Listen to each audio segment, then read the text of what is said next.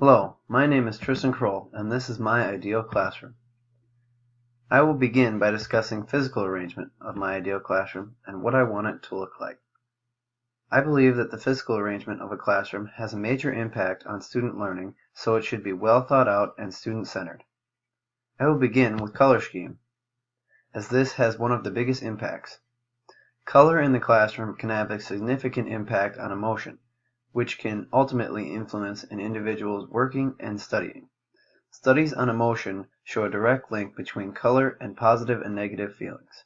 Therefore, color can affect students' feelings in a classroom environment too, which in turn can affect their learning experience. Many interior designers also say that color defines a room's purpose. Classrooms are used for a variety of purposes though, but the main intent is active learning. Therefore, classroom color should maximize information retention and stimulate participation. Most schools choose color based on functionality, typically choosing neutral colors, but studies have shown that young children actually thrive in bright colored environments. For these reasons, my ideal classroom will feature a neutral color base on the walls with a few bold color stripes extending around the room. These can be any bright colors or even the school colors. Along with this, I plan to hang up many colorful posters with useful subject matter information on them.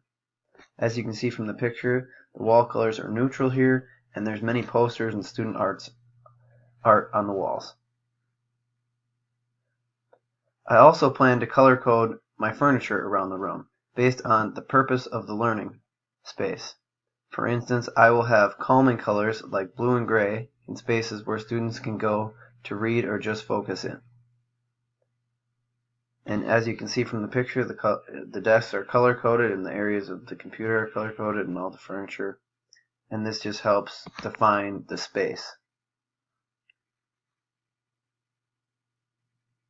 Now that I have covered color scheme, I will move on to student areas. I believe that student areas should be well planned out to meet student needs and based upon the specific students in the class. Arrangements should be adapted to meet the needs of the students and each new class. The delivery of instruction should be prioritized, and the rest of the room arrangements should be based around that. My ideal classroom would feature an arrangement where students' desks are in rows, which all face the board at the front of the room. This way all students can see the board and have equal opportunity to learn. I would decide seat assignments based upon student needs and behavior, placing students who have trouble paying attention, for instance, in the front row, and more independent students in the back row. I would also have a few separate tables available for students' use when doing certain activities, such as group work or free reading. Finally, I would make sure all high traffic areas are free of congestion. As you can see from the picture, these desks are in rows and it shows where you can walk and all the walking lanes and how they're equally spread out so you can walk in between them.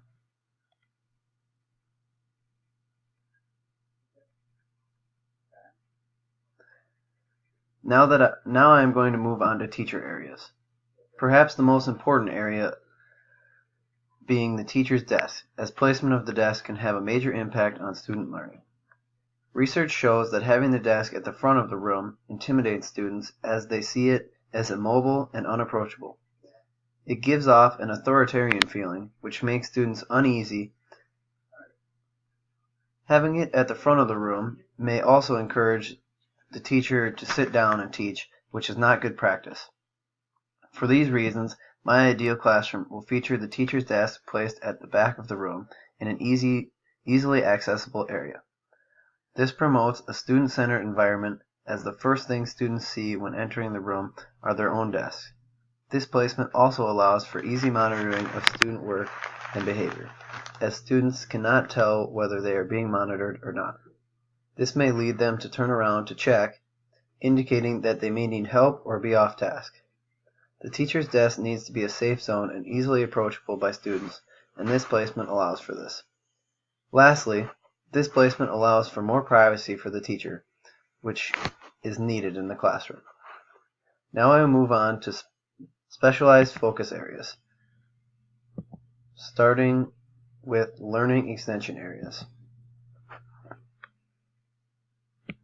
I believe that these areas are important for student success, as it allows them a space to receive one-on-one help away from their desk and an area to focus better. As I said earlier, in my ideal classroom, I plan to have a few tables or areas designated for learning extension arrangement. Arrangement of these areas depends on classroom space available. Next, I will cover student storage materials. In my ideal classroom, I would have an easily accessible and organized storage area for specific student materials. Whether it be cubbies, drawers, cabinets, bins, or mailboxes, this would again depend on classroom space and available resources. But ideally, I would like to have cubbies for each student and then organized bins for shared class materials.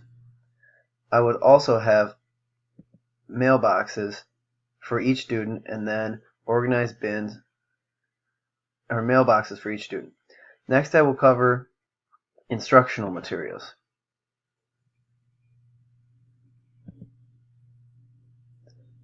Much like student materials, I would ideally have these materials organized in cabinets and drawers, but only accessible by myself. I would then distribute materials as needed based on lessons. Next is behavior management tools. In my ideal classroom, I will establish a specific set of rules and post it at the front of the room. This will be used as a reminder for students on how to act and behave during class.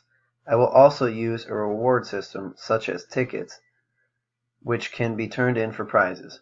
I will use them to reward students displaying good behavior and setting a good example. I'm not a huge fan of teacher callbacks, but if I were to deem it necessary to use one, then I would make it simple, such as 1, 2, 3, eyes on me. Lastly, I will cover services of my ideal classroom, beginning with technology.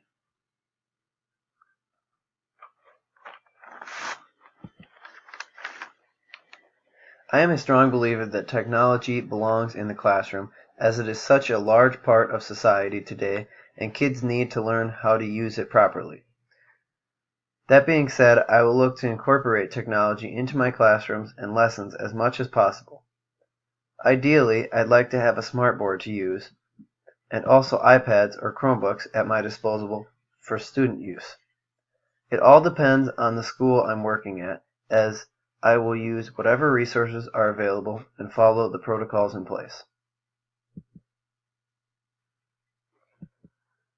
Next, I will cover other educational equipment.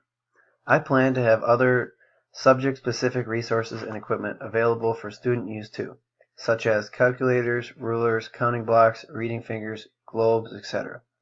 And then I also plan to store these in cabinets and drawers.